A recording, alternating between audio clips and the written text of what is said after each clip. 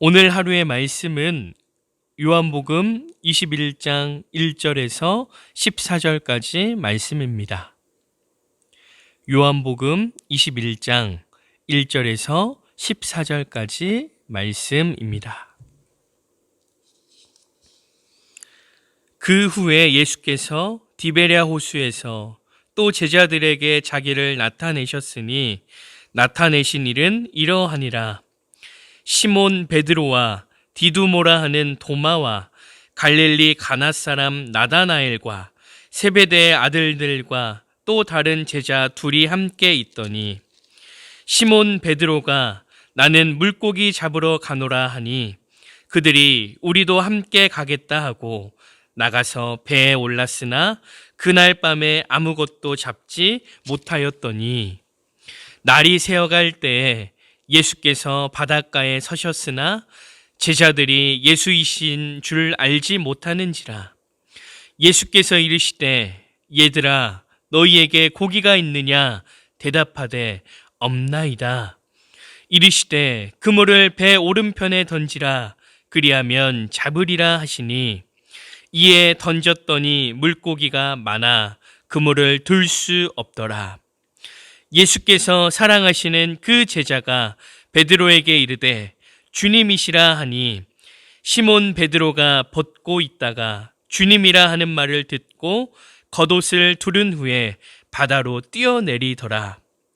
다른 제자들은 육지에서 거리가 불과 한 50칸쯤 되므로 작은 배를 타고 물고기 든 그물을 끌고 와서 육지에 올라 보니 숯불이 있는데 그 위에 생선이 놓였고 떡도 있더라.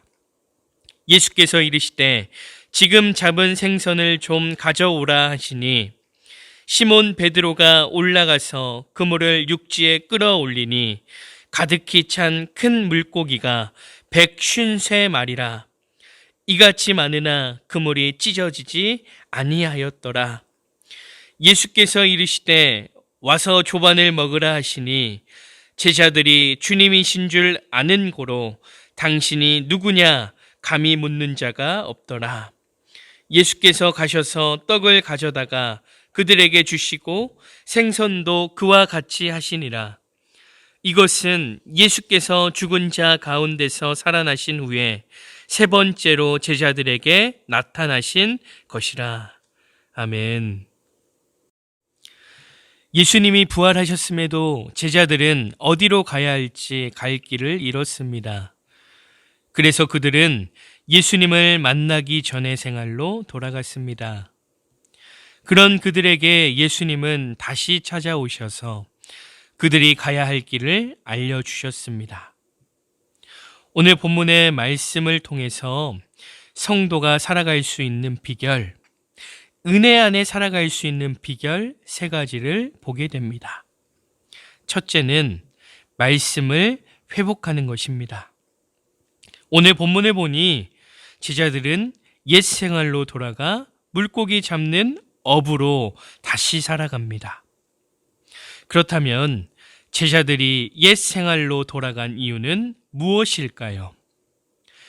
표면적 이유는 예수님을 상실했기 때문이지만 근본적인 이유는 그들이 예수님의 말씀을 잊었기 때문입니다.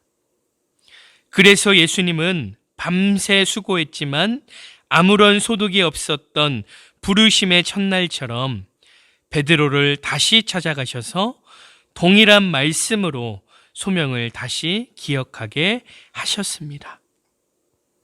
말씀을 잃으면 당장 먹고 사는 일이 가장 중요해 보입니다. 성도는 내 손이 수고한 것을 먹고 사는 존재가 아니라 하나님의 입에서 나오는 말씀을 따라 사는 사람입니다. 메마른 광야를 걸어도 여호와 하나님의 말씀이 이스라엘 백성의 의복도 헤어지지 않도록 그들의 발도 부르트지 않도록 이끄셨다고 모세는 고백했습니다. 성도는 말씀을 잃어버리면 아무리 먹을 것이 풍성하다 할지라도 길을 잃어버린 것과 같다는 것을 잊지 마십시오. 두 번째는 예수님을 사모하는 것입니다. 베드로가 예수님을 알아보고 바다로 뛰어들었습니다. 바다에 뛰어드는 위험한 행동을 감수할 만큼 베드로에게는 보고픈 예수님을 만나는 일이 중요했습니다. 그렇게 만난 예수님은 사랑하는 제자들을 위해 먼저 숯불도 피워두시고 그 위에 이미 생선도 올려놓으셨고 먹을 떡도 준비해 두셨습니다. 그리고 그물을 끌어올리는 제자들을 향해 이리 와서 함께 먹자고 말씀하시며 손수 떡과 고기를 가져다가 나누어 주셨습니다. 성도의 가장 근본 욕구는 예수님을 만나 사랑의 교제를 나누는 것입니다. 영적 만족이 채워질 수 있는 비결은 예수님과의 관계를 회복할 때 가능합니다. 진심 어린 사랑으로 죄인을 품어주는 분도 예수 그리스도 이외에는 없습니다. 그러므로 성도는 어떤 상황에서도 예수 그리스도의 사랑을 사모해야 됨을 잊지 마십시오. 세 번째는 사랑의 예배를 드려야 된다는 것입니다. 부활하신 예수님은 제자들에게 해야 할 일을 먼저 말씀하지 않으시고 그들을 먼저 먹이셨습니다. 예수님은 항상 제자들과 함께 식사하셨습니다. 먹는 일은 화평과 화해, 사랑을 나누는 행위였고 하나로 부르신 아버지를 경외하는 예배였습니다. 이것이 우리가 함께 나누는 성찬의 의미입니다. 그래서 초대교회는 먹는 것을 통해 사랑과 화평의 예배를 드렸습니다. 우리는 예배를 수동적으로 드릴 때가 있습니다. 마치 관객처럼 왔다 가면 할 일을 다 한 것처럼 생각할 때도 있습니다. 그러나 성도들은 의무를 행하는 사람들이 아니라 사랑의 관계를 나누는 사람들입니다. 우리의 예배가 거룩한 사랑의 관계를 맺는 예배가 되도록 예수님의 사랑을 느끼고 예수님을 사랑하며 화평이 회복되도록 예수님의 성찬을 기억하는 예배를 드리시기를 간절히 소망합니다. 사랑하는 행복한 교회 성도 여러분, 성도는 예수님 때문에 삽니다. 물론 오늘도 열심히 수고해야 먹고 살 수 있습니다. 그러나 그런 수고 속에서 예수님을 잃고 살아간다면 밤새 수고했으나 아무것도 손에 쥐지 못하는 공허감이 더욱 클 수 있습니다. 예수님의 말씀을 기억하며 그분과의 사랑의 관계를 추구하면서 예배의 자리를 지켜갈 때 주님과의 관계 속에 우리를 살게 하시는 풍성함이 있습니다. 성도는 많이 가져도 예수님을 잃으면 다 잃은 것과 같습니다. 반면에 손에 쥔 것이 없어 보여도 예수님만 있으면 풍성하게 됩니다. 이것이 바로 성도가 사는 비결이자 믿음의 사람들의 모습이라는 것입니다. 바라기는 성도가 사는 비결 3가지를 잊지 마십시오. 말씀을 회복하시고 예수님을 사모하시고 사랑의 예배를 드리십시오. 성도로 살겠다는 그 결단이 주의 놀라운 은혜를 경험하는 것뿐만이 아니라 그 은혜를 나타내는 축복의 통로가 될 줄 믿습니다. 다 같이 기도하시겠습니다. 주님, 오늘 말씀을 통해서 성도가 사는 비결에 대해서 보게 됩니다.